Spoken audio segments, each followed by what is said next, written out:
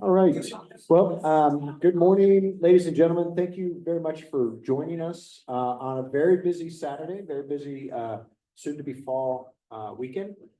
This has been our first meeting that we've had since June. We had a meeting beginning of June, and then we're a little quiet over the summer with just so much activity and so many people off doing a lot of different things. So kind of bringing it back center here in September for a community meeting that will most likely be our last routine community meeting from the Dixie Fire Collaborative. That doesn't mean that as news and information becomes available, that there can't be opportunities for ad hoc meetings and for special purpose meetings to enlighten and engage the community on those programs, projects, or initiatives. But as it relates to sort of our rhythm of what we've been in over these last really 4 years, it was at least a monthly meeting for the first 2 years from 21 into 23. We kept that rhythm all the way into 24, and then went into kind of every other month, and then here we are kind of at quarterly meetings. And that's a reflection of the volume of information. The volume has simply decreased as things have progressed throughout the recovery process. But it's always a good opportunity to share and engage with the community on issues and topics in a forum like this, where we can look each other in the eye, have good civil conversations about ways to move forward, agree respectfully, disagree respectfully, and work together as a community. So I really appreciate that part of these meetings, and I appreciate your participation. And really, moreover, it's better than participation, it's your contributions that have been appreciated. So with that, next slide, please, Taylor. All right, the Dixie Fire Long-Term Recovery Group, known as the DFC, is a collaboration of nonprofit, faith-based, local, state, or national organizations that work together to share information and resources that can help address the needs of individuals and families affected by the Dixie wildfire. The stated mission of the DFC is working to fulfill the unmet needs of Dixie fire survivors and helping to rebuild the communities of Greenville, Indian Falls, Canyon Dam, and Warner Valley, and surrounding areas of Plymouth County. All programs shall support this mission and purpose, and all who work for or on behalf of the DFC shall understand and adhere to that purpose. Next slide, please. All right, so this is our agenda, but we're going to go ahead and pass things over to Supervisor Kevin Goss, who has some news and announcements for us today. He has to get moving today, but Supervisor Goss, welcome, and thank you for joining us today. Hey, thank you guys so much. Just wanted to be sure and make it here to the last, I guess, regular meeting of the DFC and just say a few words. I'll let Tracy really touch on some of the more stuff in regards to our disaster resource coordinator position that we're hiring and so on and so forth. But what I wanted to make sure is that I got here today. I have a funeral out in North Arm to attend immediately. So, but main thing I wanted to say is that, I've gone around, I've been up and down the state of California talking about wildfire recovery and talking with folks in regards to wildfire recovery.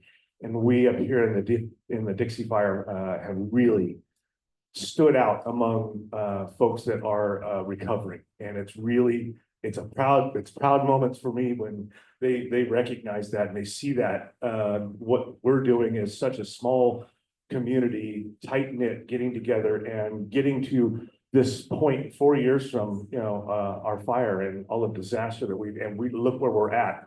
I know there's a lot of things that we don't feel like we've gotten there yet, or there's a lot of naysayers or this and that. But when you actually go talk to folks around the state of California, they recognize what's going on up here. They know that we're doing really well because we haven't gotten, we have surpassed as far as in regards to not, the Dixie, the campfire was a larger population, but as far as when you pare that down to what we've done, we've able to been accomplished with our Rotary, with our faith-based groups, with everybody coming together, and these meetings are such a huge part of that.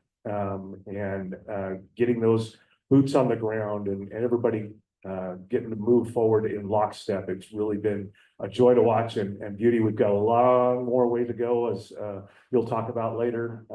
But I just wanted to make sure and get in front of you guys today for the last regular meeting and say that. Also wanted to say that on Megan Dalley's website, there is the state thing that did officially pass for the tax relief. And so that's huge in going forward as well. So anyhow, really thank you for let me go first here and enjoy the rest of your meeting. Right, thank you, Supervisor Goss, for that quick update. Appreciate it. And next we have Tracy Ferguson, our planning director, Plymouth County Planning Director. Tracy, through this entire time, has really led the county's effort with regard to the overall recovery.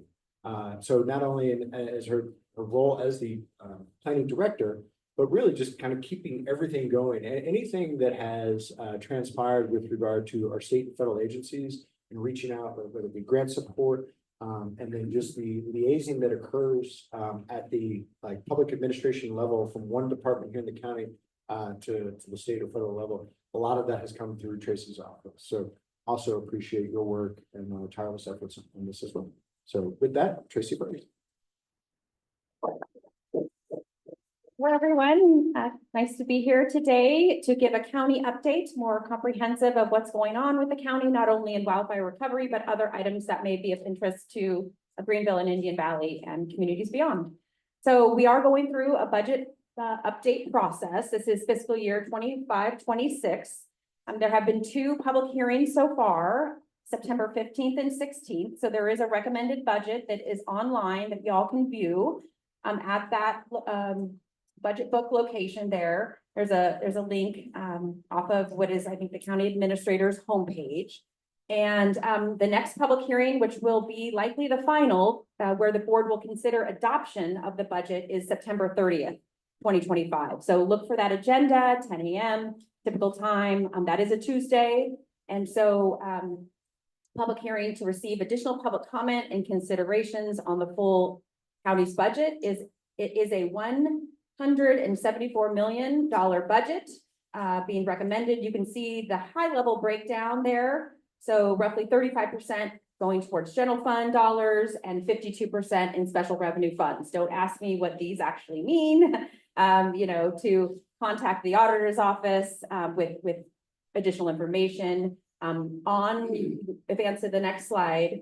There is, maybe the next slide will be better. I'll go back to this one. So the table of contents. So we have come along in our budget process, I will say, with the county, a long way here in the last couple of years of actually producing a budget book, having more of a comprehensive, transparent, and available budget to the public. And so this interface here is a table of contents, just a screenshot capture of what the public now can see as related to the county budget overall, and then individual departmental budgets. So department budgets are called parents, and then there are sub funds that are called children. So it's a whole kind of different language, but this table of contents, again, these are all hyperlinks. So if you get on this page, you can hyperlink to anything you may want to know about the budget. There is that budget officer letter, that's Marty Graham's letter to the public about Marty Neiman's letter, just kind of general high level, and then other county Plumas profile information, budget information, and then again by department. So and drop down menus at the top where you could search by department, search by fund, or whatnot. So really great information now for the public and for the departments, I would say, as a department head, in understanding budgets. So if we go back one,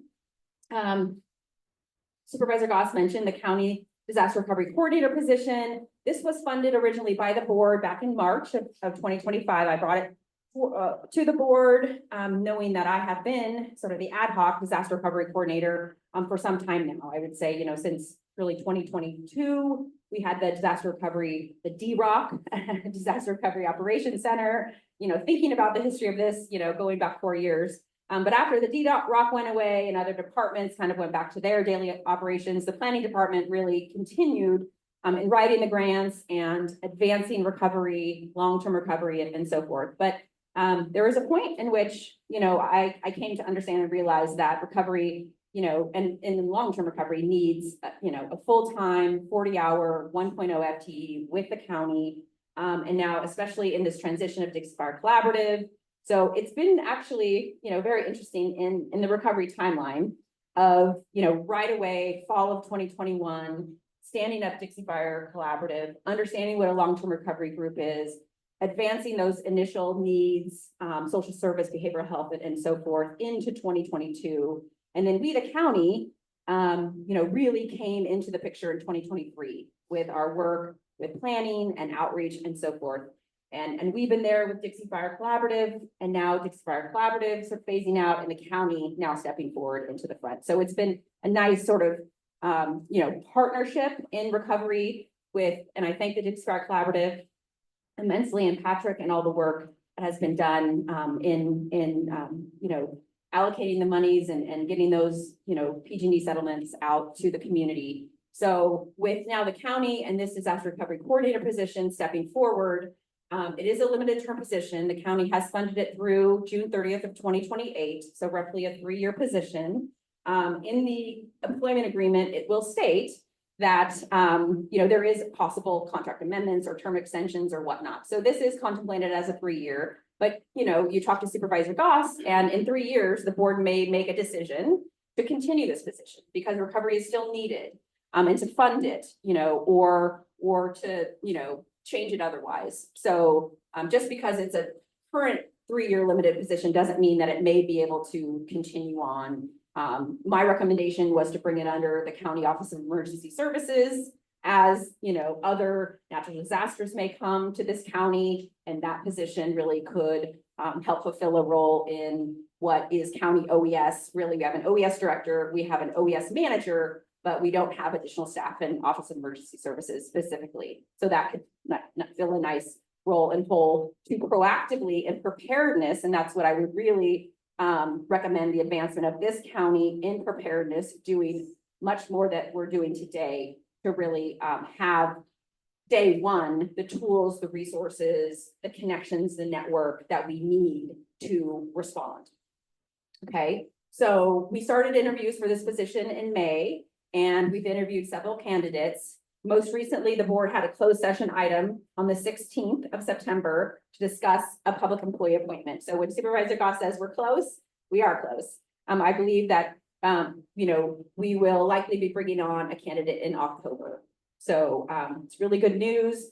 I will be shepherding that, person, being sort of their mentor to do a lot of transfer of information, meeting with Patrick as he is available to transfer information as well, I would imagine. And then, what comes of these Saturday meetings, again, the county, when appropriate, to take over kind of this role again in recovery. And, likely the county would be hosting meetings in the future to come.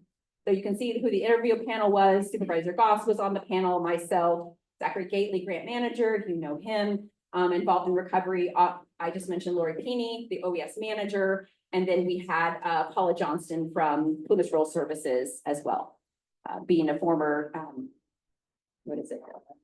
disaster case management and so forth. Okay, so we advanced maybe 2 slides. So within that table, we now have this parent department, we're calling it a board of supervisors. And under the board, there are 4 children, okay? And one of the children is the PG&E Dixie Fire settlement. So we advance the slide. Here is the PG&E Dixie Fire settlement budget screenshot, okay? So Marty Neiman was here, some time ago when we were talking about the board's priorities and principles for how the county will be, giving out, allocating, what's the word? the Dixie Fire settlement money, okay, to consider projects and programs under the county's money and how that may go. Where there are county priorities, certainly with what the county lost in physical structures, the sheriff's substation, which is now, we know, going over to the Indian Valley Safety Center. So that component of what is the sheriff's substation is accounted for there. We still have the property we own, so the county needs to figure out what to do with surplus property or what's going on there, but also the town hall and the library components. So, those two projects to advance those with some of these PG&E monies. But there was a comment about, well, what about other projects and programs that may come to the board for consideration? So still, the principles and priorities are there. I think, I want to understand when the board may be, receiving those types of projects and programs. I know it was talked about that we're in this budget cycle and that the budget needs to be complete. And, here we are, September 30th. So come October, to understand the board's, temperament to have any other projects and programs coming forward, again, knowing there are priorities with the county's projects at the same time. So the $10 million you'll see here, total revenue, $10.3 million roughly is what's in that PG&E settlement account. What Marty Neiman also talked about was, what was it, 68 million was kind of that direct. There were some other monies. We've earned interest over time, so forth and so on. So what makes up that 10.3? We know also there are earmarked monies. And so the other component, what Marty was going to be doing is understand of the 10.3, doing the math on what is absolutely earmarked to go other places.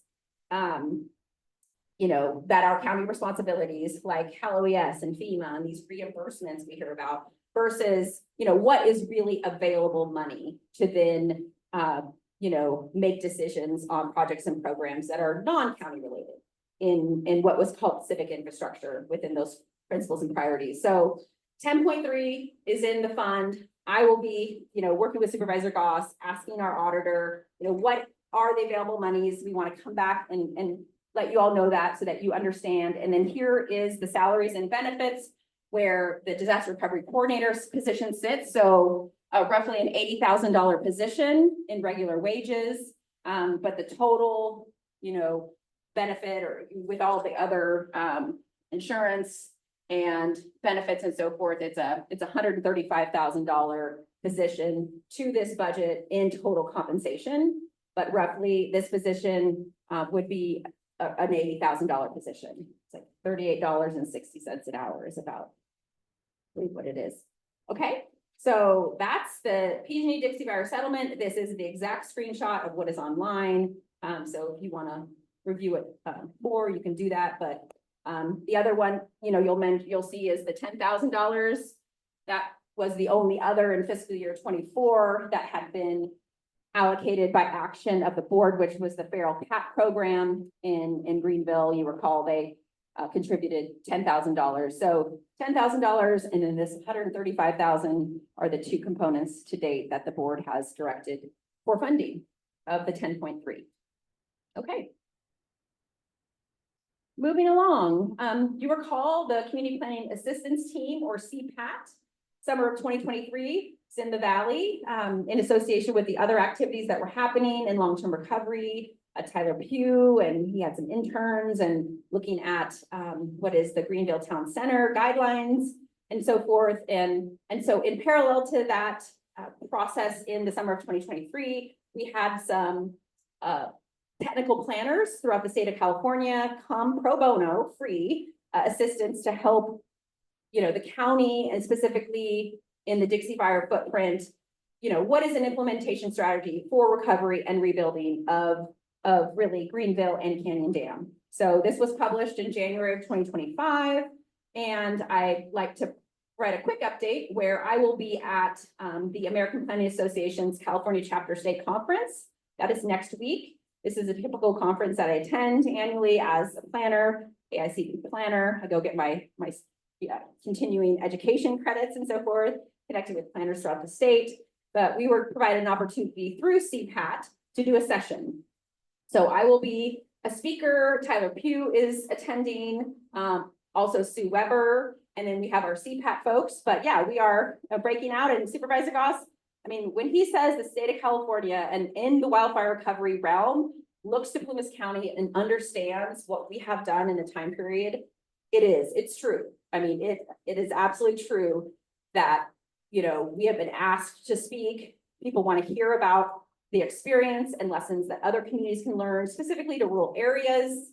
And so this is a great opportunity where we are providing insight and input into the Dixie Fire experience in here in Plymouth County. And we'll be on a panel with the other CPAT folks that we worked with. And then also a bit of good news that through the APA California chapter Sacramento Valley section, which is what Plymouth County is a part of. So State of California, American Planning Association, broken up into different sections. We're in the Sacramento Valley section, and this document, the implementation strategy, received an award of merit in the resiliency and sustainability category. So again, being recognized for the good work that we have been doing, and specifically this implementation strategy. Yeah. So, okay, next slide. On to our for-profit business economic development grant. We launched this grant now last summer, about a year ago, and we have been able to award 16 businesses in what is generally the Greenville, Canyon Dam, Taylorsville, and down the Highway 70 Canyon. That's the grant eligibility zone, for a total of $315,000 and change. Our target is to fund 25 businesses. So through May the 10th of 26, so we got about 8 months to go. We're working with an additional 5 businesses right now, kind of in the underwriting process.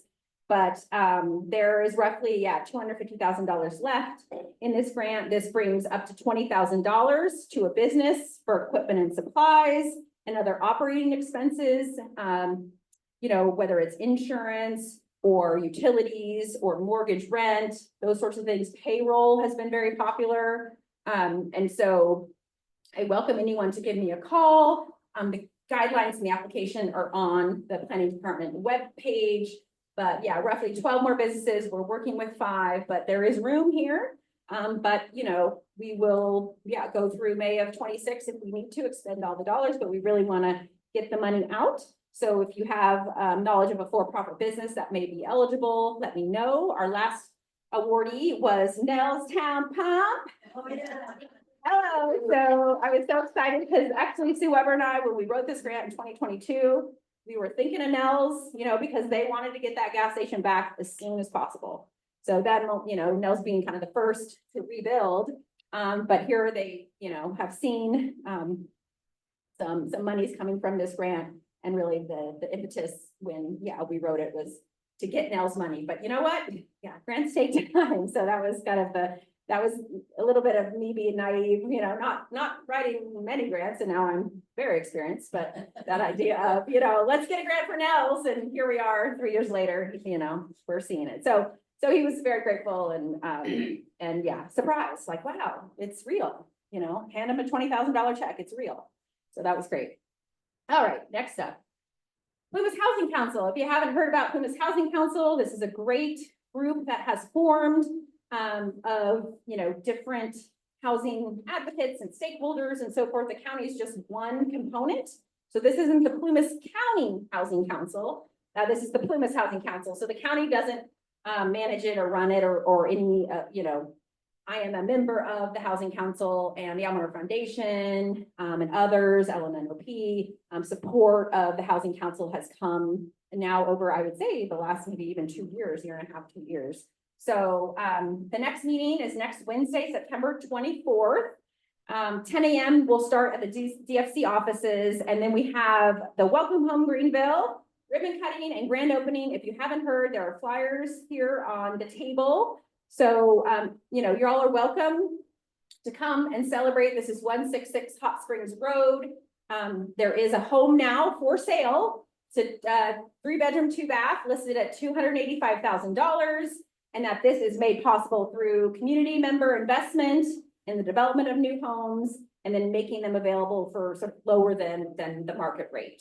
So the project is carried out in partnership with Reconstruction Recovery Advisors, that's RRA, sort of the developer, Paradise Affordable Homes, and supported by the Almanor Foundation Strategic Plan in collaboration with the Plymouth Housing Council. So if you want to join the Plymouth Housing Council, you're more than welcome. Email this address and get on the email list to then receive all of the agendas and notes and staying up to date on all the different housing initiatives that are occurring.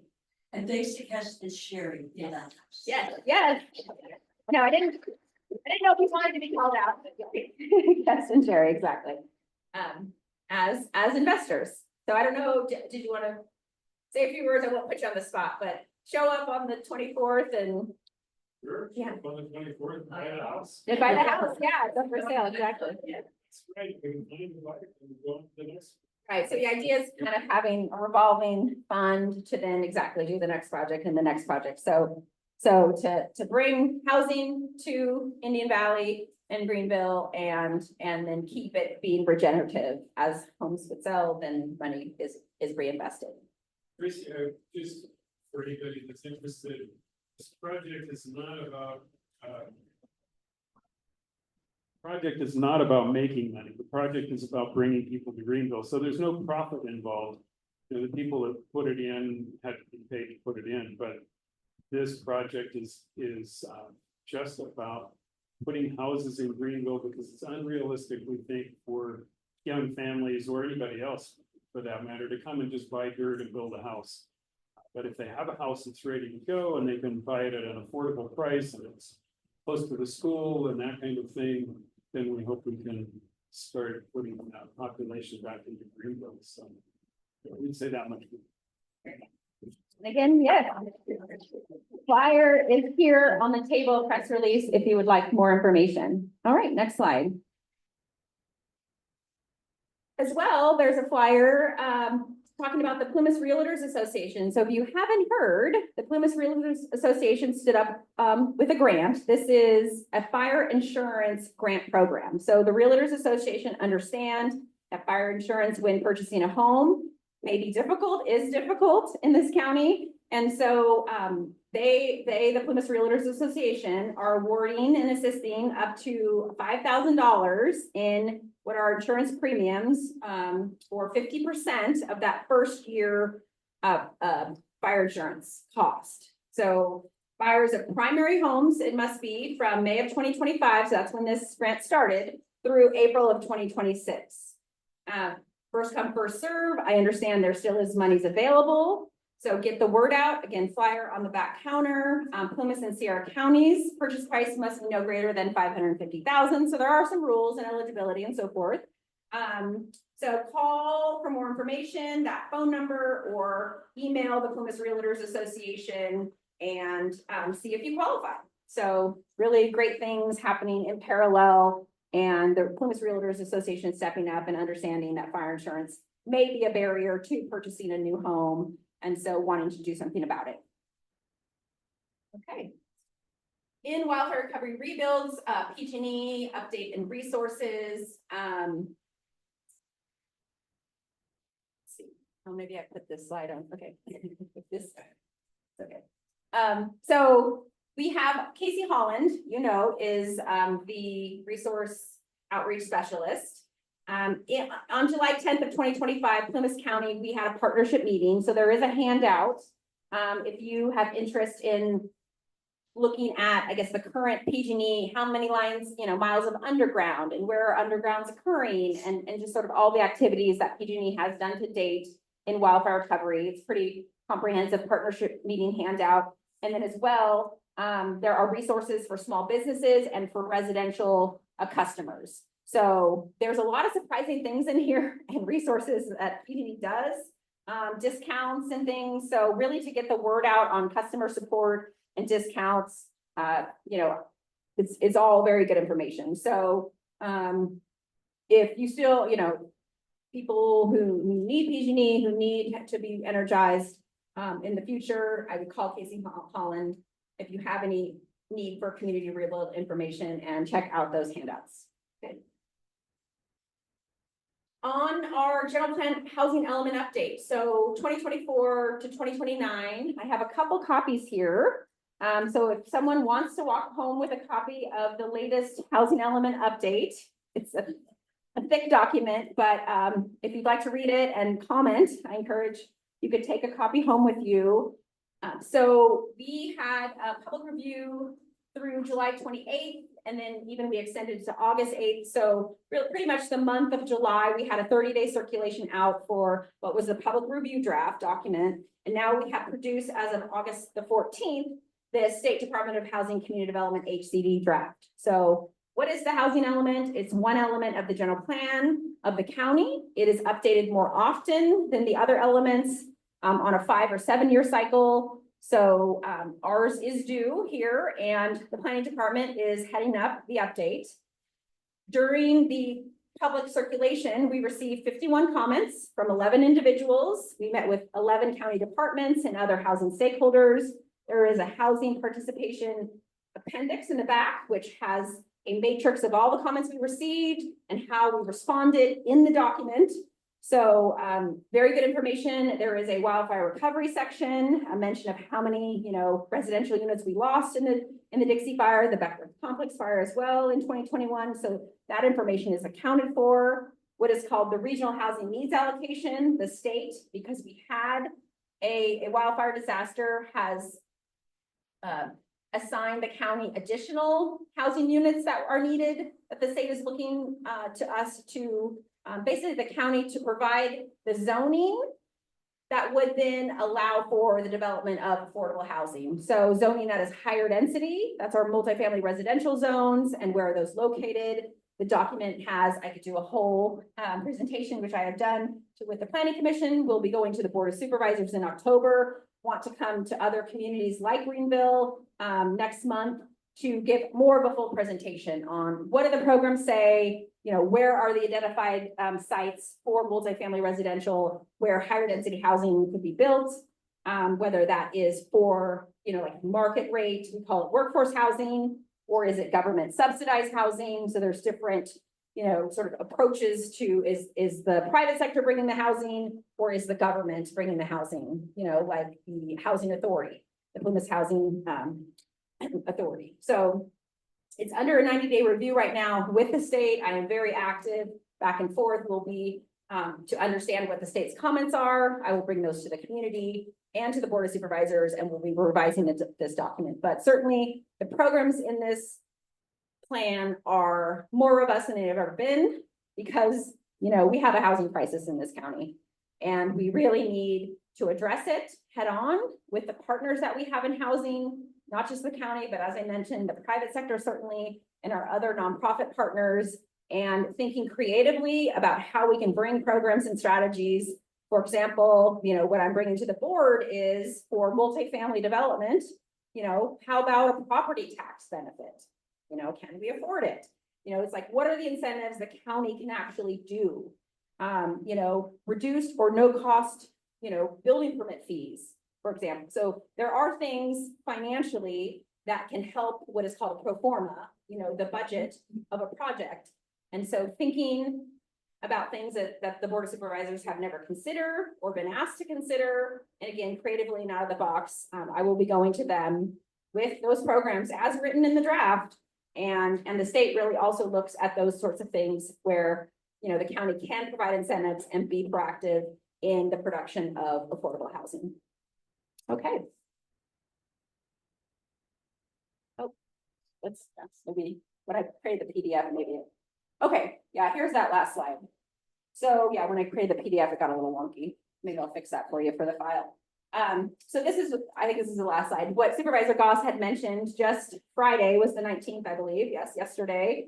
Megan Daly, Senator Daly had, this press release. So the budget in state taxation of settlement for wildfire damages. So the press release, I have a copy as well. So after 2 years of legislation and budget maneuvering, the governor did sign this week the bill to waive state income taxes for wildfire disaster survivors who were paid settlements for losses.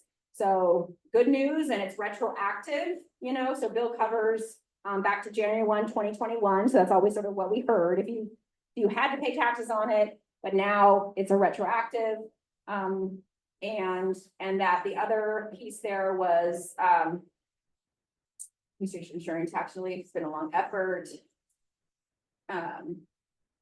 Broadens the eligibility to cover all settlements, because I guess similar tax relief was included in state budget, but was limited to payments from class action lawsuits. So there's some more fine print there where, good news is that it broadens eligibility to cover all settlements. So, so good work by Senator Daly to get that signed by the governor, which is directly helping those that received PG&E settlements from the Dixie Fire. All right, maybe that's my last, yeah. Okay, very good. Well, thank you. I'll be around for questions, yeah, at the end. I'll turn it back over to Patrick. Well, thank you very much, Tracy. Very informative, lots of information, and lots of websites and whatnot. Just for reference, this is recorded. It'll be on our website. We'll do a website tour in a little bit here. So you can find certain things, but, yeah, in case you weren't able to write it down. All right, so let's talk a few recent grants. We can move on from that one. That's very good. Okay. I covered this back in June, but just some of the grant making. So Danny Steyer, who is our treasurer, he's unavailable this weekend. However, on our website, we'll put another sort of comprehensive PDF document of how some of the money has been spent over the last few months. I keep a running spreadsheet on our website and identify when the grant money goes out. And then Danny usually follows up, every 3 to 6 months with kind of a narrative to go along with those items, just so that there's a little bit more explanation behind how and where. But we'll take a half step back.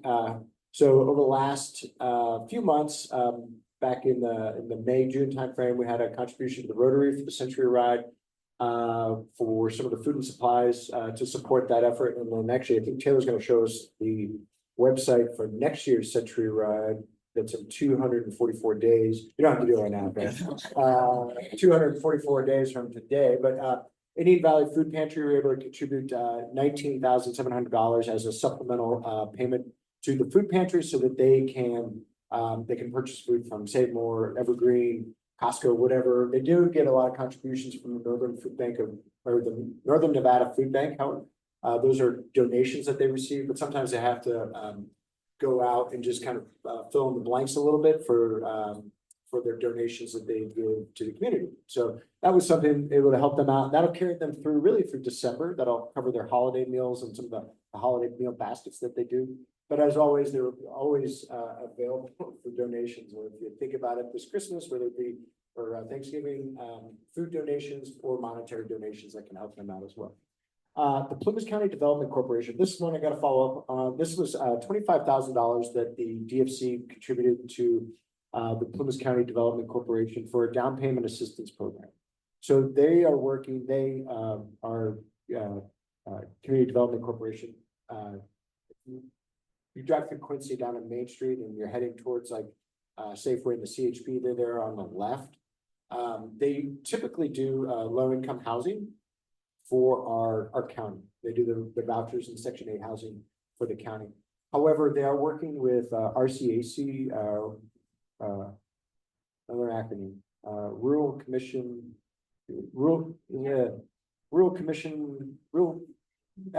Assistance Commission, something. I can't remember. But they're working with them to develop what would be a down payment assistance program here in the county, going back to that housing element and just the housing overall. That would help first time or new home buyers with down payment assistance to then buy a home here in the county. So more to follow on that.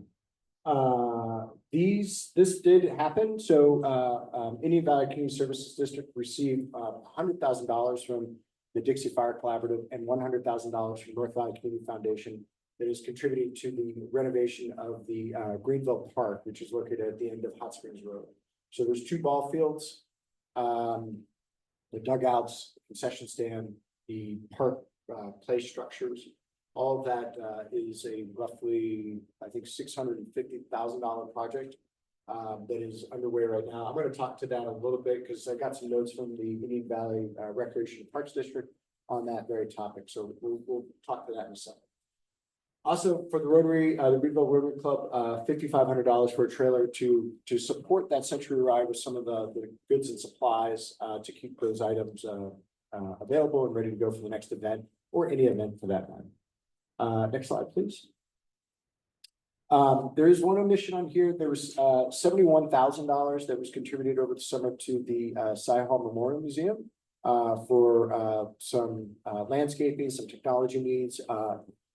In museum furnishings and things of that nature. So this is an example, and we'll talk a little bit more about this in a second, but this is a good example. So that's an opportunity where an organization had, 98% of their funding to build their new building, right? So the museum, you can see some of the walls are going up. There's a foundation. There's a lot of good things moving on in the museum, right? But to get over that finish line, there was some additional funds needed, right? Between whatever they receive, insurance-wise, settlement-wise, or however the funding's coming in, just to get that last, few percent to make it all happen and make it a workable and usable space in the future. This is where these charitable dollars can come. So as you're thinking about other organizations that might be in that predicament, or you're talking to people, by all means, send them our way.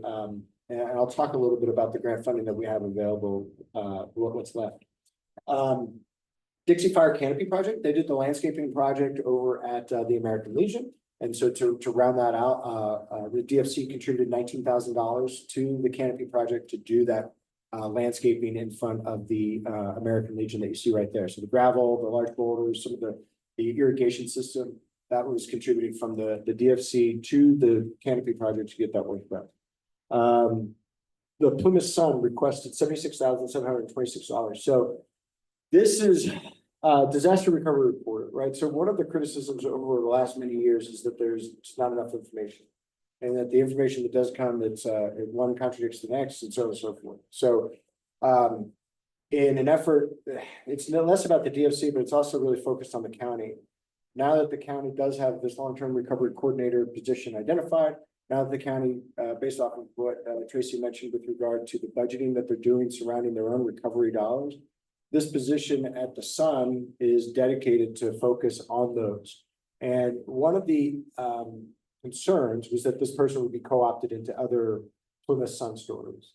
And part of the grant and the grant exhibit is that there are guardrails on that to protect this position. An organization that our fiscal sponsor, North Valley Community Foundation, they've had a history with that before. Where, a reporter gets hired to focus on fire or disaster recovery, and then they're covering very necessary stories in a community that have very little to do with fire recovery. The goal of this is specifically to have a trusted, verified, incredible news source provide that information straight from the county, get that information out so that people are kept more apprised of what the new information is and the updates, especially as, somebody had said, well, gosh, we're 4 years on, how much information could there be?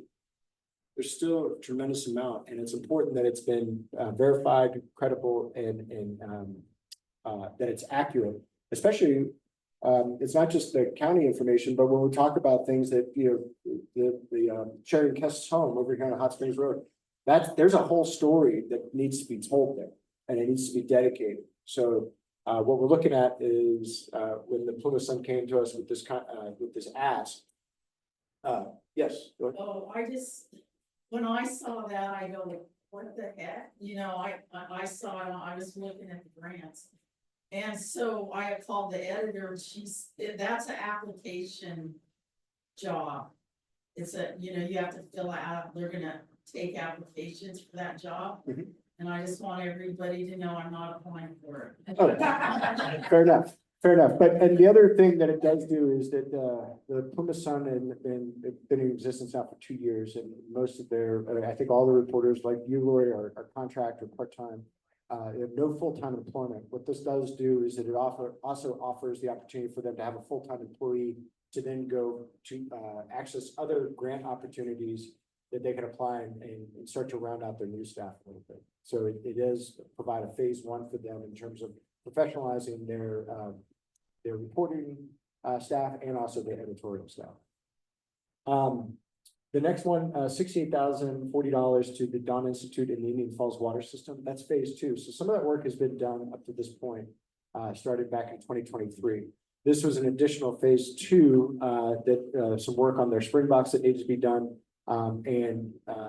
This will allow 14 service connections to be completed in Indian Falls. It allows now 14 potential homeowners access to water that hasn't existed since the fire. So that's a significant increase in the opportunity for there to be residential homes put back into Indian Falls by having this access to water. So anyway, that's that went through over the last few weeks. The last one there, $108,194 to the Maidu Summit Consortium for work up in Warner Valley.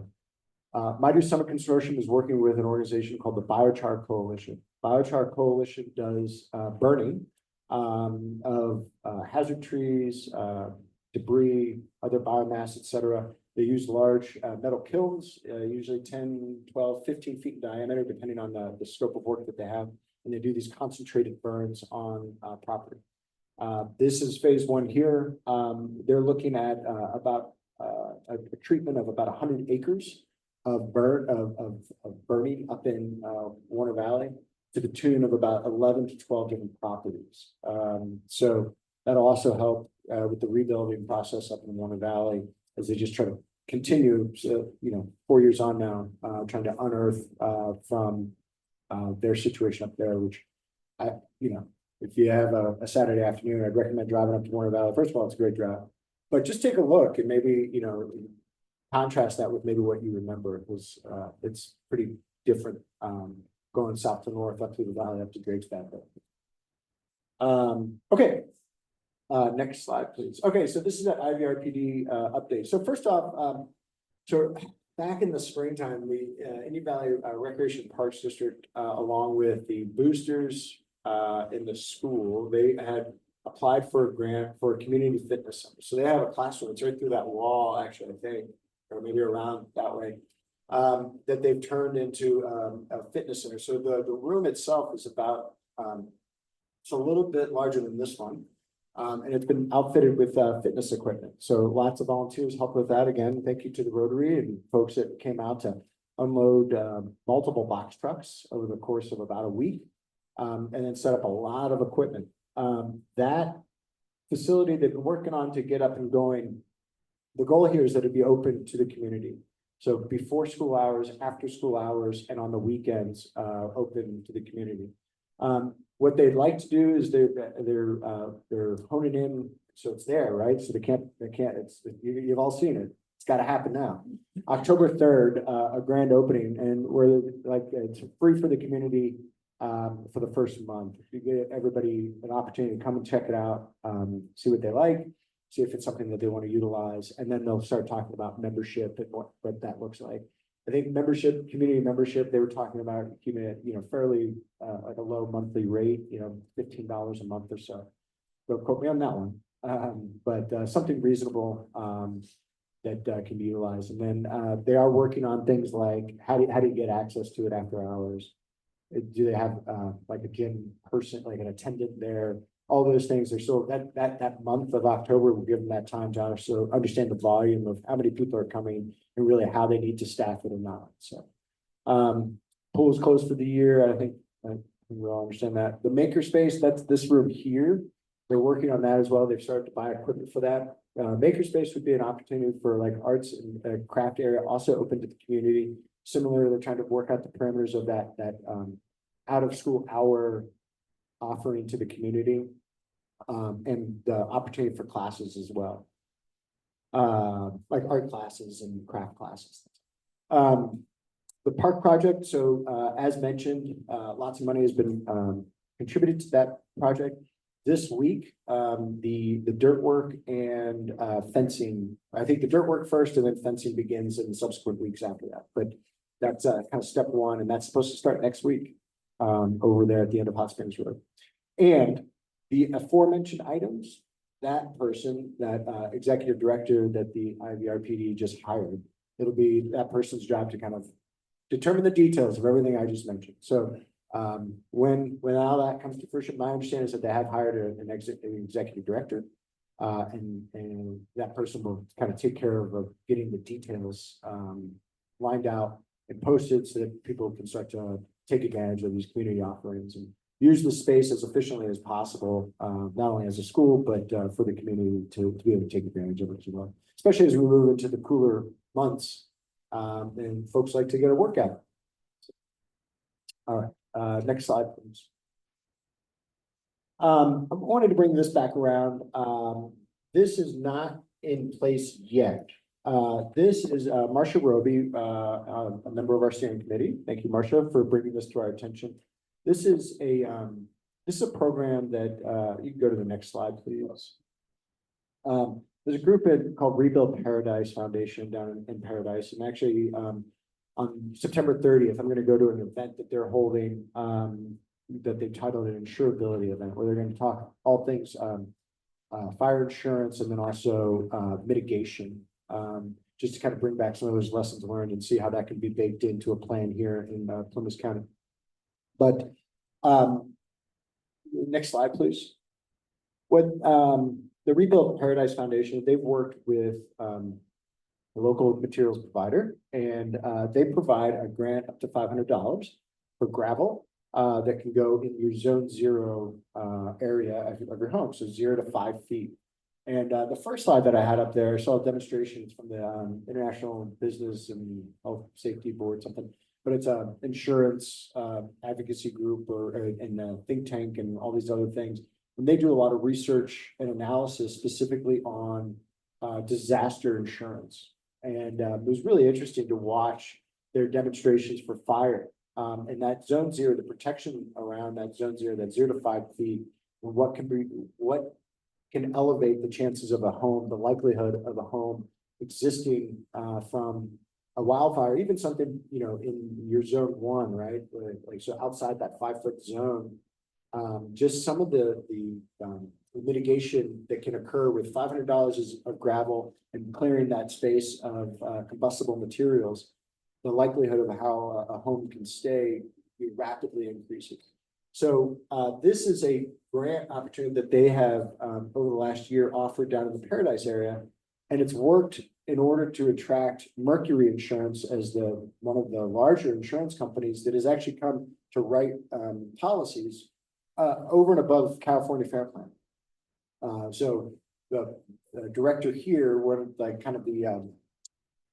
the story that she tells, and I mentioned it before, is that they were emailing back and forth, and it's like, oh yeah, we can work something out, fair plan. And then she said she invited their COO, their chief operating officer, up to take a look around, to actually walk the homes and look at them. And he was shocked. He said, wow, you know, like when we type in a zip code and we see these, you know, high severity zones, it's red across the board. But now looking at the mitigation that you've done and how the homes are situated in this type of work, her words was that he said, I'll write policies right here, right now, on these homes, right?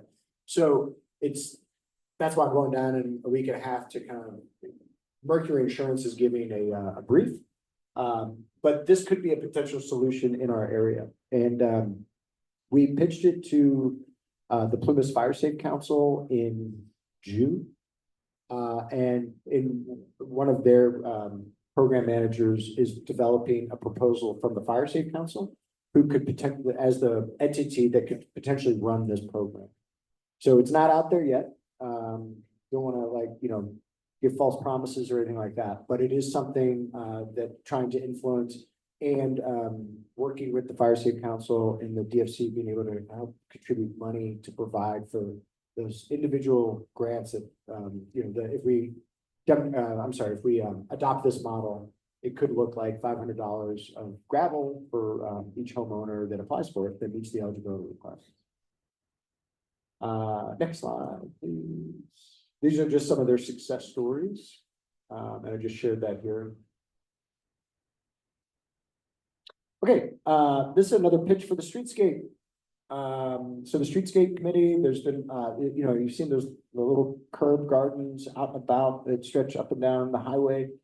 And the Rotary Club has been very active in weeding. Marcia Roby has been very active in weeding. Dan Trammell has offered to be the point of contact. If you would like to pick an area and just start weeding it, I don't think anybody is going to stop you. But if you want to let somebody know and just say, hey, every month I'll stop by this one and take a look at it and maintain it, by all means, let them know. But there's a lot of great work that was done in preparation for Gold Diggers. I know that the school has had some of their high schoolers out here opposite of that, or by the parking lot. They did, 15, 20 minutes of work a little bit ago. I think if they just keep doing that, it'll start to look a little bit better. But yeah, by all means, see a weed, pull a weed. Okay. I think, those are the big ticket items. There are a couple of things I'll talk about with regard to the DFC overall. So my position as the coordinator was funded for 2 years. So I was hired in, September of 23, and here we are in September of 25. At the time, between the Dixie Fire Collaborative and the North Valley Community Foundation, they set aside what was a coordinator fund. And so that's what pays for my position. It was budgeted for 2 years. Fortunately, we just really haven't spent all that money. So there is roughly $50,000 left in that coordinator fund. So that'll allow my job to continue here a little bit. My goal at least over the summer is to get to a point where, like, kind of conditions based, looking forward to that long-term recovery coordinator that the county was going to hire. So it sounds like that's underway. And so the goal is to have a little bit of an overlap with that individual to be able to share out, just like Tracy mentioned, take it or leave it. Like, these are some of the things that have gone well. These are some of the things that haven't gone well. These are some artifacts over the last 2 years that person, try to help set that person up for success as they move into their position, leading that effort of long-term recovery for the county. So that's one sort of criterion that needs to occur. The other one is, and we'll put this on the website, and Danny will have a rundown of this. Right now, the DFC, I was talking about this with regard to the grant funding. We have about $34,000 left that is not committed to anything left, like still, right? That's what we have like in our account with North Valley Community Foundation. It's about just close to $35,000. Now we can add to that, like when my job is complete, there will be roughly $45,000 or so that will go back in. A big question mark that we've had for about 2 years now is the Greenville Rancheria, because the Dixie Fire Collaborative had contributed $600,000 to the Greenville Rancheria's building. They are, they're going to do it. They're planning to rebuild, and I think it's throughout the month of October they will be soliciting proposals for their building. The Dixie Fire, the way that the $600,000 that the Dixie Fire contributed to that effort was $300,000 as a grant. So that's money that the rancheria can just keep put towards their building. The other $300,000 was a loan. And so they've not yet used that. So the kind of big question mark is if they end up, they may not need to use that money because they're still waiting on a PG&E settlement. I think they're waiting on some insurance money, some FEMA money. Is what they described many months ago. So they may get to a position where that's $300,000. They don't even need it. So that's money that will come back to the community. And so, by all means, like the Dixie Fire Collaborative Steering Committee is on October 6th. So we meet the first and third Mondays typically of each month at 3 p.m. And Taylor, could you pull up the website real quick? If you're interested and you have an idea and you think, gosh, well, if y'all get like hundreds of thousands of dollars back, by all means come. Let's see, you can go, can you pull up where we have the link to the meetings? Yeah, so right here, if you click there, on that first or third Monday at 3 p.m. You'll be able to access. And then this is where our agenda and minutes are typically kept from the previous meetings. But anyway, as you're thinking about things, and once again, it's money. The money is supposed to generally go to things that benefit the community writ large. Right? We've had plenty of the issues have been around personal, right? Individuals, money not being able to go to individuals and or directly to businesses. Directly funding a business. One of the sort of opportunities that we did have was to do small grants for signage and marketing that was open to any business, right? So those are some of the ways that we can accomplish that. And that was specifically asking DA Hollister about that. Like, hey, is this permissible? Just making sure that everything's above board. And the answer was yes.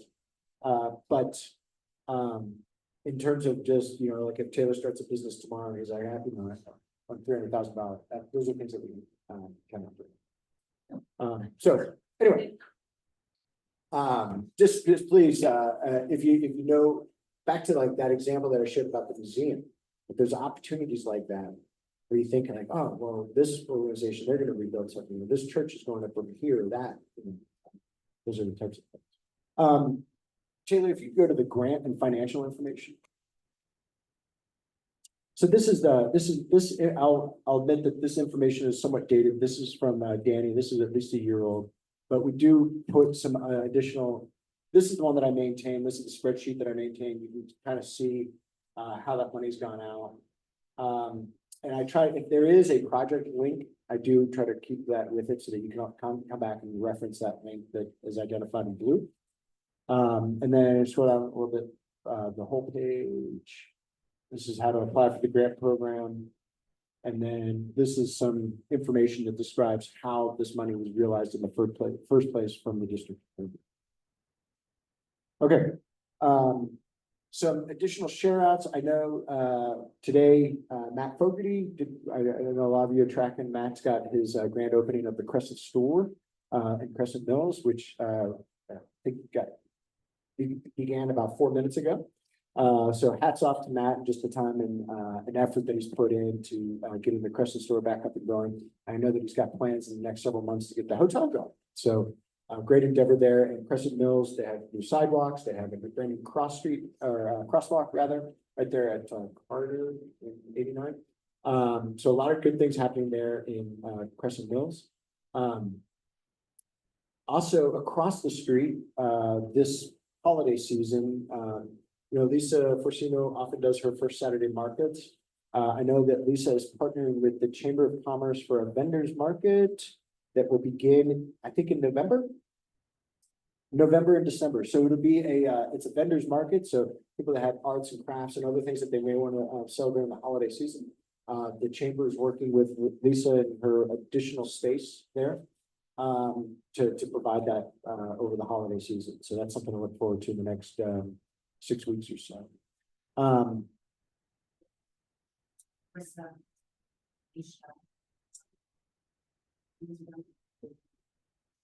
There you go. So yeah, contact Carissa Joseph or Alicia Hamrick for more information on that vendor market. Oh, let me circle back. So as it relates to the DFC, so I'm gonna I'll still be the coordinator for the next several weeks, month maybe. Still trying to figure that out, Marshall. And how that'll work with our meetings. We have had a space at 127 Crescent Street for the last the last few years. We will no longer be in that space as of September 30th. September 30th was our last day in that space. If anybody's interested in renting office space, Gene Johns is the owner of that building. And so that suite 2 will be available for rent coming in October. So if you know somebody has a business and wants a storefront or another organization that's looking for some office space, it's a very nice building. So, okay. Let's see, events. Is there anything else? Yeah, I think that's it. I think that's it. Oh, well, and Taylor or Julian, would anybody like to talk about 244 days with me?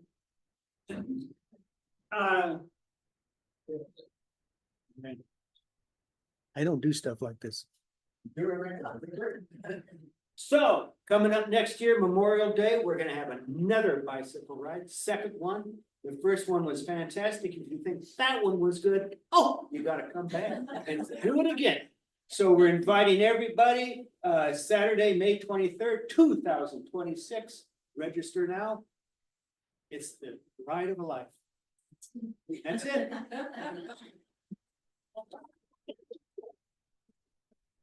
Thank you, Julian. Yeah, no, that's good. It was a great event last year. It was 130 riders, 133. Okay, so that's great. Getting that number up. Does anybody have a share? Yes. Couple different hats. Where is First hat, chamber president hat. Just want to remind everybody the chamber is there for the community and all the businesses. Can you hear me? Oh, yeah, I didn't even have it in my mouth. Chamber is here for all businesses in the Indian Valley and promotion of the valley and aesthetic, beauty of the valley. Make sure and use us for event notifications. We have a great system now with a PR person. All the notifications will go through Mary Hobbs and then to our PR person. But if you have a flyer, we can even create the flyer for you. So things like at the school, anything that's going on, just please make sure and use us as a repository to advertise that out. The vendor fair, that should be amazing. I hope everybody just bring your wares and can sell them for the holidays. That's in preparation for, we hope, down the line to build a new chamber location. So we have purchased the lot next to the fire substation, so to the left of it. I think we're gonna be starting a group. They don't have to be chamber members, but a group to give us ideas about what the community and what we want to see for that building. And we're presently going to do kind of a strategic plan budget hearing with the chamber so that we can figure out how much money we're allocating for that. But that'll be a very beautiful front location for Greenville. So we welcome all input into that and become a chamber member, of course. Yeah, lots of benefits from that. We highlight one business every month and, like I said, promote anything that's going on in the community. Second hat, owner of the way station. Our contractor has just given us notice that he hopes we are done by Gold Diggers next year, not December, which is what we've been saying. So don't hold me to it. I mean, our construction is crazy, but we're really hoping, hopefully everybody's seen all the progress there. Most of the really hard structural historic stuff has been done. So it'll be a little bit more standard construction now. And by the end of October, you hopefully might even see walls and roof trusses on there. So I'll keep you posted. I'm very excited. Let's go ahead.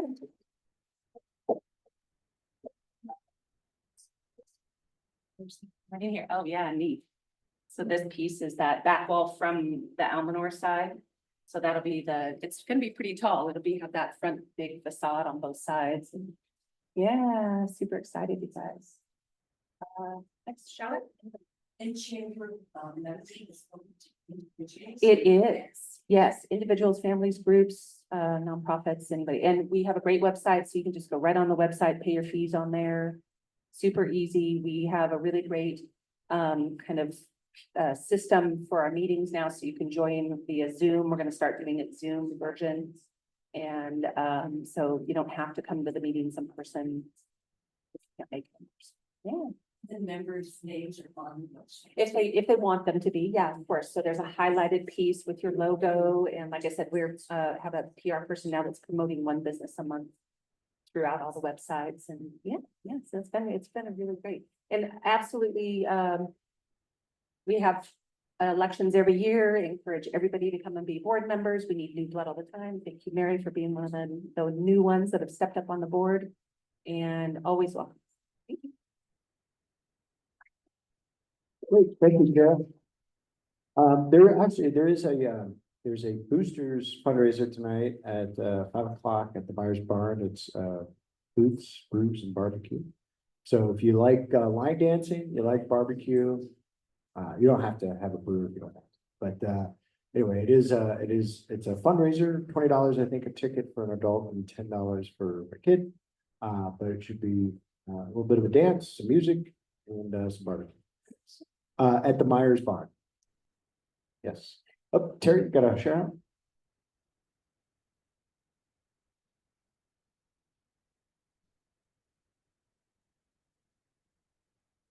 First of all, I'd like to thank those responsible for funding all of our grants. And I represent today Dawn Institute and the Indian Falls Community Water. The project that Patrick alluded to earlier was completed this week. So we have a new spring box, reliable water, and filtration and disinfection. So we're letting the system kind of normalize, relax, get accustomed to running in its new environment, and then we'll do some water testing and submit that, of course, to the county. And so we're looking forward to that. Both of these organizations are nonprofits. So some of the programs that are out there, the county's offering, the state's offering, we're not eligible for because we're not for-profit business or an individual. So this really helps the DFC funding process has really helped us. What else was I going to say? Oh, yes. The Dawn Institute's Apple Squeeze or Apple Fest that we usually hold the last Saturday in October. This year, since the apples are ready now, we're starting to harvest. And the bears are enjoying that. Yes. But we've scheduled that for October 11th. And again, it's on a Saturday, noon to 4. So spread that word. The flyers have been printed this last week and will be distributed. I'm sorry? Yes, that'll have our executive director, Ali Flagler, will take care of that for me. And we're very fortunate to have Ali with us. She's been writing grants for us.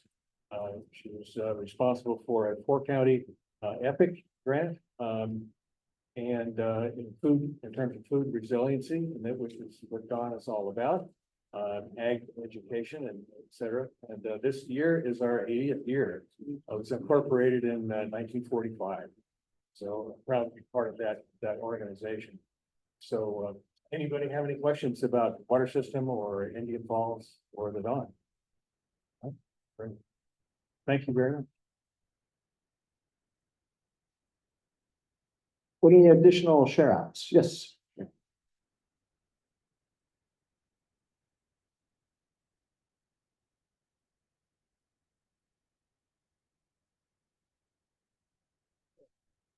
We're thinking about you on the way into meetings. And we have appreciated the way you just jumped in, dove in, and took the ball. And ran. Yeah.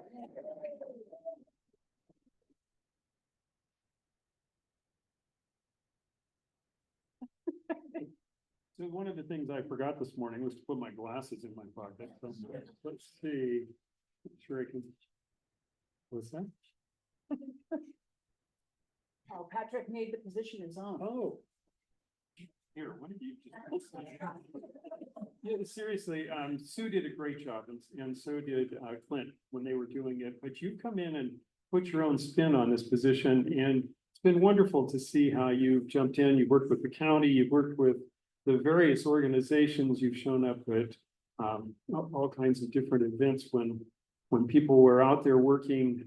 You weren't just sitting in the office doing your part, you were out there volunteering to pull weeds or build things or whatever it was. You've done it your own way and made a real contribution to helping us recover. So we appreciate that.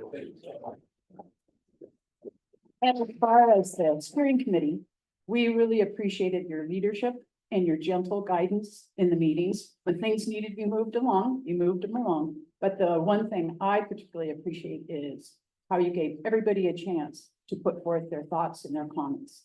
And that you got around to every person on the community to make sure that everyone was heard. And that was wonderful. Thank you. And I would. Well, tell me what you're saying now. You're talking about once the committee made decisions. Yes, they did. No, once the committee made decisions, you did a great job of implementing those decisions, getting them from the ideas that they talked about to actually getting those grants in place or whatever it was, getting the boots on the ground, as it were. And once again, like I said before, when things needed to happen, we weren't just given money to make things happen. You were also there standing beside us, helping us and helping other groups to make things happen. We appreciated that. So basically, we think that you were the most effective leader and the right person to help our burn scar communities recover and rebuild. So. Anyway, so it's not-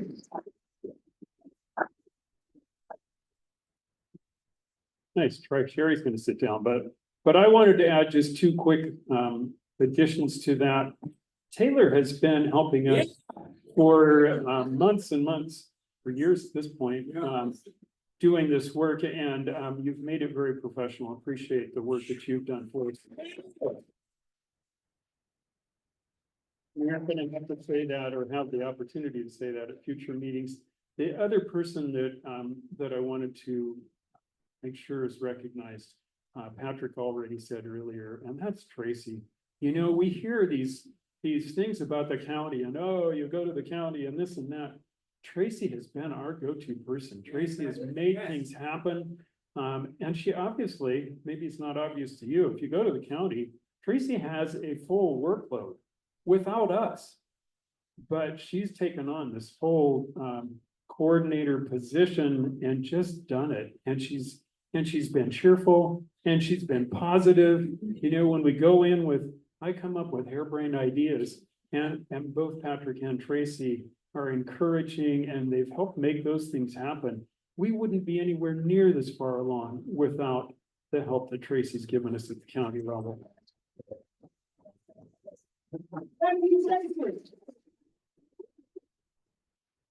Well, Sherry and Tess, thank you for your kind words. No, thank you all for your contributions. And again, kind of an old saying, but many hands make light work, and there have been plenty of people involved. And yes, and Tess, thank you for bringing up Taylor's contribution as well.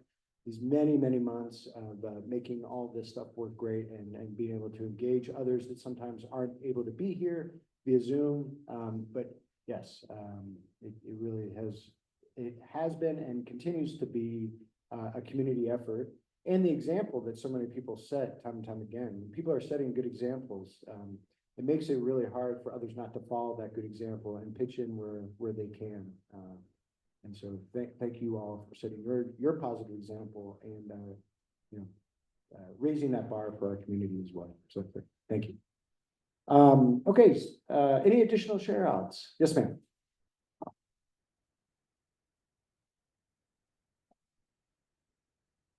Well, Cass and Sherry said a lot what I was gonna say, but I'm just thinking 4 years ago, when we started this committee and people were burned out and they didn't have a place to live, they didn't have clothes, they didn't have food. And through FEMA and Cal OES, we were able to have the Crescent Hotel. You could go there, you could get food, you could get clothes. And then, of course, we moved into Lisa's space, Lisa Porcino's at Crescent Country. And then we got help from FEMA, and we got disaster case managers there. People could come in, and then that funding ran out. So then the Dixie Fire Collaborative paid for more funding because people still were in trauma. They needed disaster case managers to help them get through. And I think what, Tracy and everybody has said, we needed to not just try to do this alone. We had to not reinvent the wheel. We had to work with other organizations, and United Way, the North Valley Community Fund, there's so many, and Elmore Foundation, Plumas Bank, Plumas Rural Services, and trying to make things work. And we've gotten so far. We've gotten so much done. And, if you go on the website and you see all of the different things that we've been able to give money to for organizations to come back, for different areas to come back, it just is really makes me feel really good. And I remember the beginning meetings when we were meeting in the school, and our early committee, our early board members, we were trying to run all of the technical things ourselves. I don't remember, and oops, we couldn't get the microphones to work. Oops, we couldn't get Zoom to work. Oh, and it was so frustrating. And then we bought better equipment. And then we got Taylor to come, who totally turned it around, where it always worked. He was always here. And that was just, we were so grateful for his expertise. And with Sue and with Clint in the beginning, they were fabulous. And they had a lot of skills, a lot of expertise with working with organizations. And they did great. And that was 2 years. And then Sue said, I'm really tired, which of course she should have been. And then we had to hire somebody else. And then we're kind of like, okay. And she said, oh, I know, I have a really good person I'm thinking of. And then we got Patrick. And Patrick has, those was hard shoes to step into. And he just did a fabulous job. And just like Cass and Sherry said, because he didn't just run the meetings, he ran them with grace, compassion, empathy, listening skills that just were amazing. And making everybody feel like that their viewpoints were important. And I've really appreciated working with him. So I made a really badass cake. In the back to celebrate him and Tracy and Taylor. And I have, anyway, I hope you'll have some. And he'll be around for another month, and maybe this disaster recovery person. We have to talk about, do we, want to meet every quarter? Do we somehow want to come together and share ideas and hear what's going on? How's that going to happen? So hopefully we will, be talking about it. So anyway, thank you so much for coming, and let's have another hand for these people.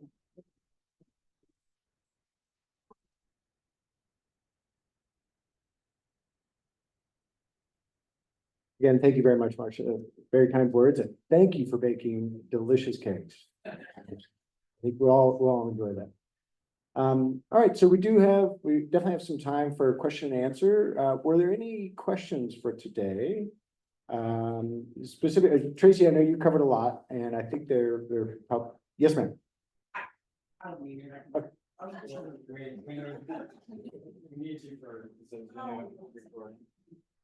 It's just a quick question that I'm sure everybody in Greenville has asked about the Main Street and when it might be repaved or repaired or all the above. And sidewalks. In the sidewalks.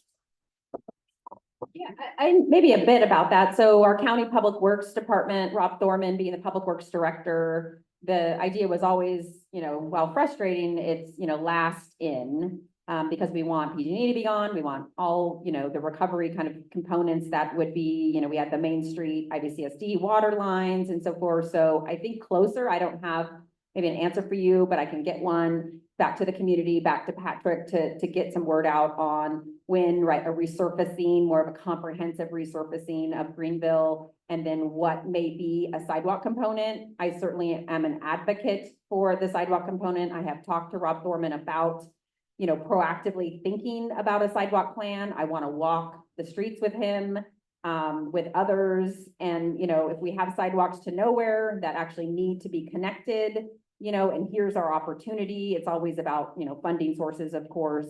But we have, what is the town center plan and the guidelines, and there's, connectivity, whether it's pedestrian or bicycle or otherwise, ideas and thoughts that the community has brought forward and put into that plan. And so looking at those maps for circulation and kind of how, the four corners and then the streets, beyond, to have that great pedestrian connectivity. So I'm a big advocate. Thank you for bringing it up as planning director, and I'd be working collaboratively with the Public Works Director. I will say, which I hadn't mentioned, the CDBG DR money, that's the Community Development Block Grant Disaster Recovery money, the $24 million that was provided by FEMA. We had two projects. So we have the home hardening and defensible space, which that program has done tremendously, and homes, up to 20 some odd homes throughout the county will be home hardened in defensible space. And then we had the, $500,000, rebuild your home, single family home, whether it was, you wanted to live in it or you were a landlord. That program, we had less interest for, whatever reasons. And so we have roughly $12 million of the $24 million left to reallocate. I'm currently in that process right now. Two projects, housing, bringing a different housing concept forward, and infrastructure, which would be resurfacing. So the Public Works Director has put up together a budget for total resurfacing and costs. And I want to understand about the sidewalks, but that could be a potential funding source for resurfacing of Greenville, on a project.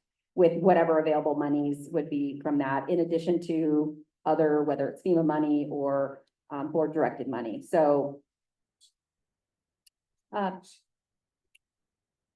Correct, yes, so that's federal housing and urban development to our state housing and community development department. So, and here in season, so likely, to say surfacing and, weather and all the things, to, maybe look to a spring project, if not, because the money at least coming from the DR, we have to amend the action plan up through HUD and approvals, and there's a lot of, details there, but come January of 2026, we would think that HUD would have approved it, the state would have the final action plan, and we'd have those amendments in the budget to go forward with an alternative housing plan to bring additional housing units to the county, and then, or specifically to the wildfire recovery area, and then the infrastructure project with resurfacing. Thank you.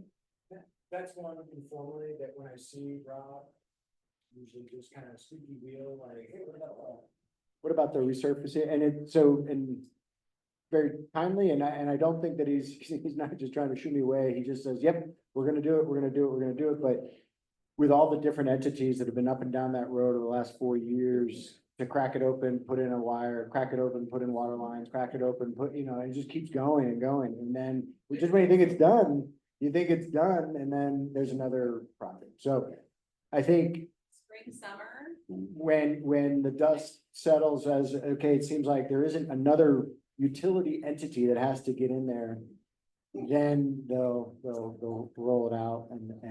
I have seen a lot of new sidewalks going in there. So, yes, I think Project, yeah, is it public? that was, Lights Creek Construction, I believe, has done some of it. But the actual road resurfacing. Yeah. Is, it's on the list of things to do. Another one, kind of different, but similar of having, influence from our Public Works Department is in Canyon Dam. So obviously you've seen the Caltrans work for the, not only the road widening, but then the bike path.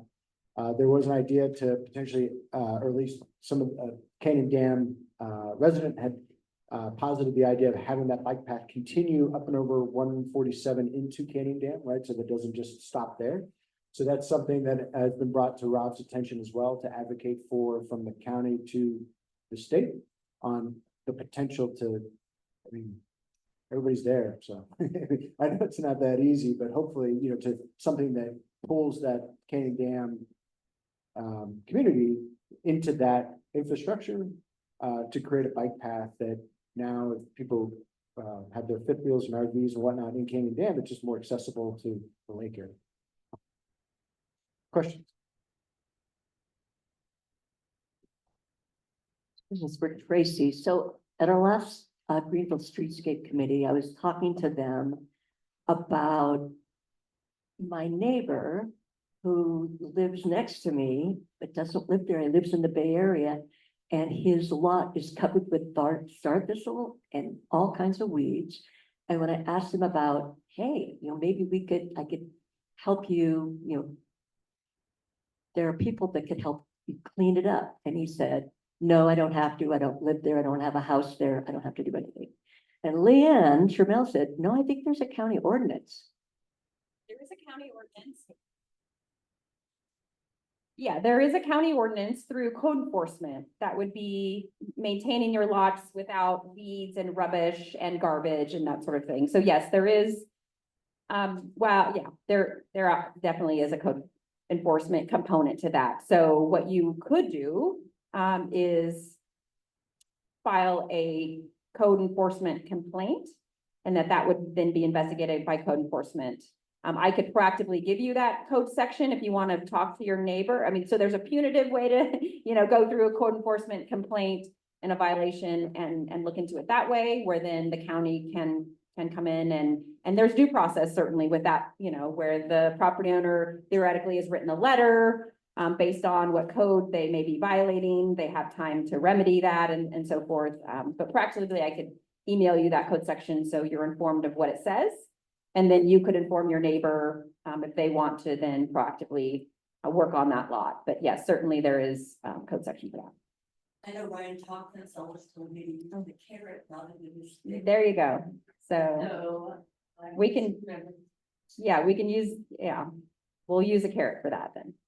Well, and Tracy, just to kind of follow up on that, last year, speaking of code enforcement, there was, if I recall the background, the county had an emergency ordinance in effect with regard to like the PG&E laydown yard, temporary housing on lots and properties. Then it was extended in the year 24 to calendar year 25 to December 31st, allowing RVs, trailers and things like that in the burn scar area to be used as a home. I can't recall, are the supervisors, is that on No. an agenda to extend, or what's the next thing for that with regard to code enforcement? Yeah, thank you for asking about that. Right, so we have the emergency urgency ordinance for housing and debris removal. And exactly having PG&E laydown yards and all the things that would be needed for recovery. So the last extension is through December 31st of 2025. And I will be bringing an item before the board potentially in October, if not latest November, to have the community conversation first. So the idea of, is there need into 2026 for, and I think PG&E is going to still be around. So the idea of for specific, those laydown yards or areas to store equipment and supplies and whatnot. And then also on the housing side, are people still utilizing their parcels for, for living on in an RV? So this ordinance allows, which wouldn't otherwise be allowed, year-round living in an RV on your parcel. So I would ask back to the community, is there a need for on the RV side in particular, and that, those comments and feedback to be brought to the Board of Supervisors. If you would like to contact me, I can be the conduit to bring that information to the board. But today I don't know, and maybe, working with Patrick, if at this time people have found a permanent housing solution that they are not living on their properties in an RV like they once were a year or two ago. There is a current ordinance called temporary occupancy. So if you're at the stage where you are building back, you have a issued building permit from the building department. We do otherwise have a code section that says you can live on your property in an RV year round for up to 18 months. Okay. For a stick-built home or 6 months for a manufactured home. So there are other options that are currently in the code that would remain in the code if people are at that building permit stage, at this point, that then still want to live in their RV year round versus while they're building. Yeah, versus if there are those that own properties that still don't have a permanent housing solution, they don't have their building permits on the horizon, into 2026. Those are the individuals that I would like to learn about and know about and understand the needs of needing to extend what would be the ordinance into 26, specifically for the temporary housing component.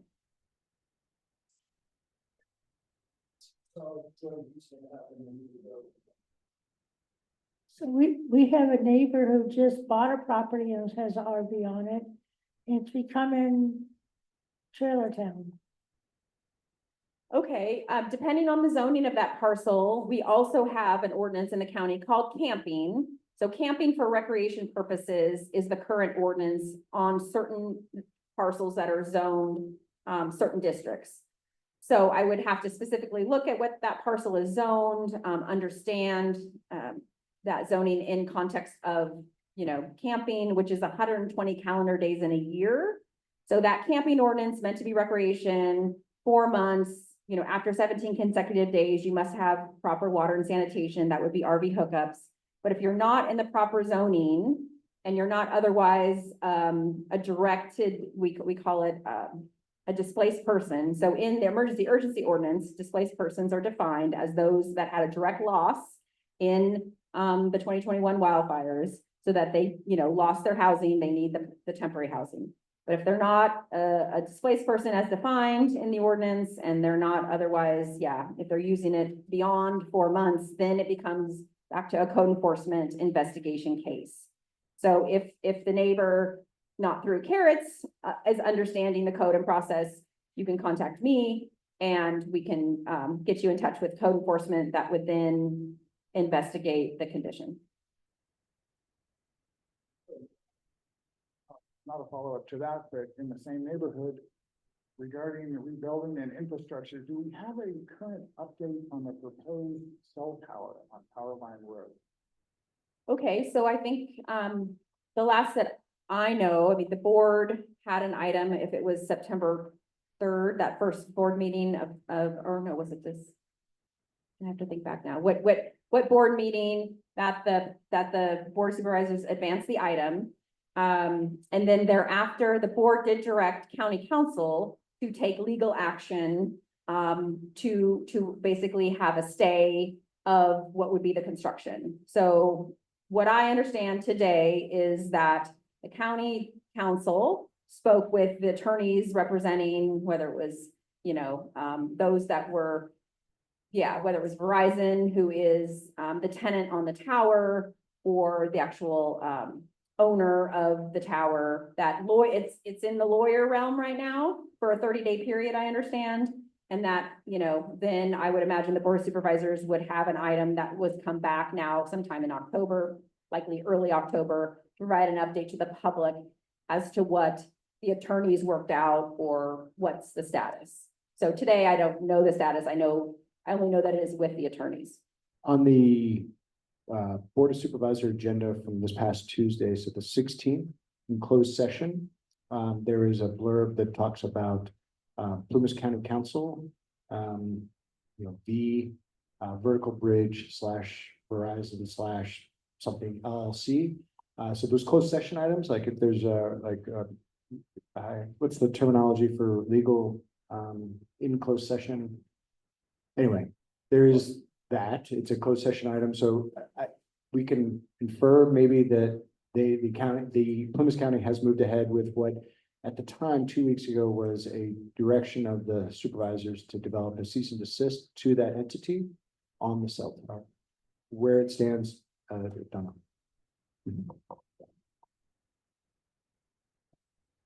I'm Cindy Taylor, and a lot of us are in the same neighborhood, back to the code enforcement. We've been in touch with code enforcement. A lot of us have been doing, I know it's a complaint-driven process, and I do want everybody to know that, because that's the first thing you're gonna be told. But they are having a terrible time keeping up. And the problem, the growing problem, is people post-fire who are not affected by Dixie Fire, did not lose their home, are buying these very inexpensive properties and thinking they can live full-time in a trailer on them when there are codes written. And I know I've talked to the code enforcement officer, Jennifer Langston, she's wonderful to work with, but she can't keep up. And it's complete irregard for the codes. And we're all being affected by it. And there's other problems that are coming with it. Law enforcement getting involved. And it's just a little bit scary. And so I don't know, I mean, they think they need more code enforcement officers. But it's a big public health issue as well. That's my biggest concern. And whether they're hooked up to septic or not, we're not sure, in a lot of cases. And the code enforcement, it takes many, many months for anything. I mean, they're getting fined supposedly, but then, they don't pay the fine and nothing's being done. So I feel for people that have lost their homes, but these are people who haven't. And they're taking advantage of the extension. I'm really hoping it's not extended, not because I don't have sympathy, but because of this loophole now, and hopefully something can.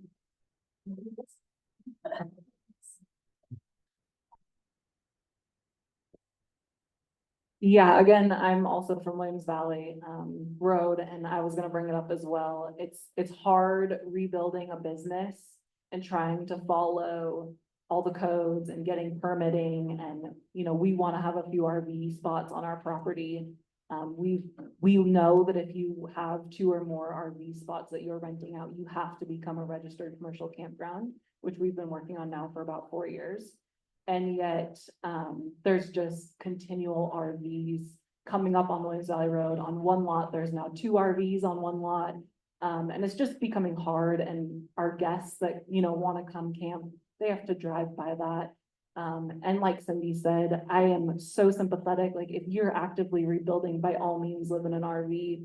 But, a lot of these neighbors didn't live there pre-fire, maybe didn't lose a house pre-fire, are buying these expensive lots and living in RVs.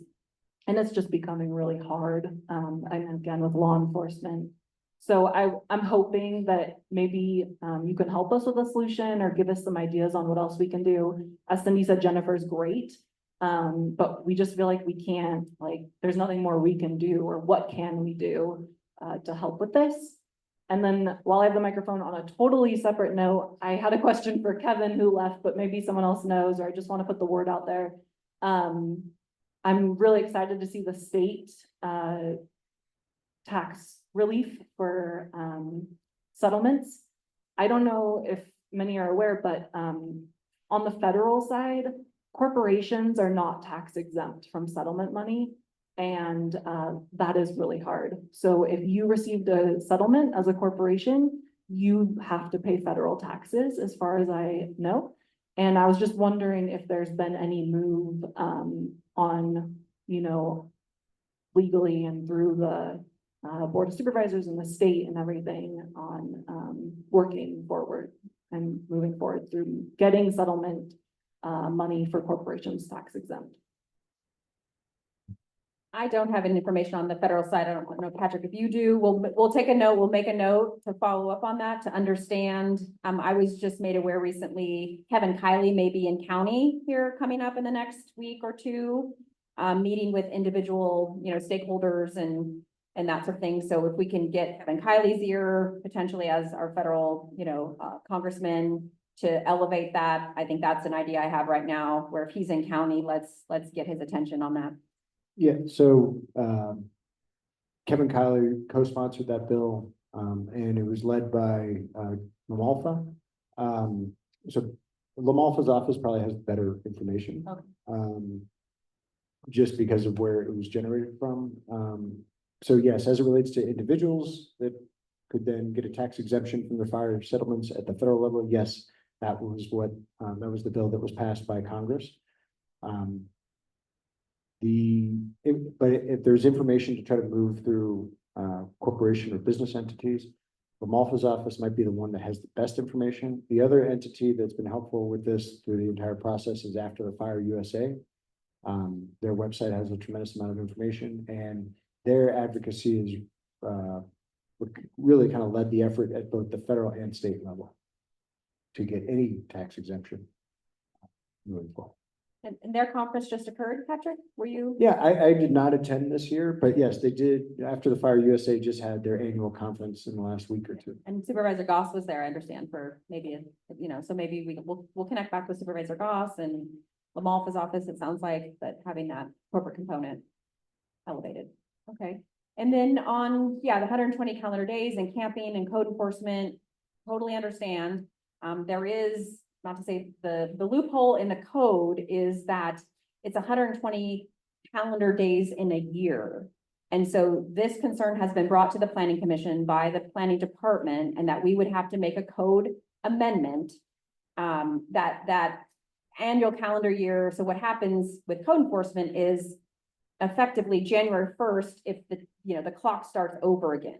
So that has been a concern of code enforcement, where if somebody maybe be in violation of the 4 months, living longer in their RV than that, then January 1 comes around, and do they get another 120 calendar days because now we're in a new year? And, you know, so I think code enforcement is looking at that, the fine print and county council, like if code enforcement is in an active investigation that someone is living in an RV illegally beyond the 120 calendar days, that does not start back again January 1, that there is an active complaint and enforcement. And it is very laborsome for them because they have to go out and do, you know, surveillance, because it's, you know, 120 calendar days in a year versus 120 consecutive days. So, you know, there's a lot of nuance to it all. The Planning Commission has been looking at the camping ordinance, you know, more broadly, but certainly with sort of, you know, these unintended consequences, I'll say, on the enforcement side. and your perspective on enforcement and what you're experiencing would be a voice, and I will relay that to the Board of Supervisors and their decision to potentially extend this emergency urgency ordinance specific to housing, into 2026. So the board knows and is aware. I would have code enforcement come and testify to the board as well. Jennifer Langston has come to the Planning Commission to express concerns already, but to have the board understand what's going on in the community. And we always knew that there would be, a cliff at the end of this ordinance. And written into the emergency urgency ordinance, there is a section that says upon the effective date termination, that everything reverts back, and that anyone as a displaced person that is in an RV needs to then rectify to the current code. So if they are in a zone in which camping is permitted, they would get their 120 calendar days. But if they are not, like in town, what we call prime opportunity areas, areas for single family zoning, areas for commercial zoning, other prime opportunity areas, it is, it would then be prohibited January 1st, 2026. So there's different shades of enforcement once this ordinance sunsets, and code enforcement definitely understands that it's going to be a heavy lift to, respond to what would be now enforcing what is the current code and not under the emergency ordinance. And I know Jennifer Langston knows the particular areas of the community that may, have this condition more than others.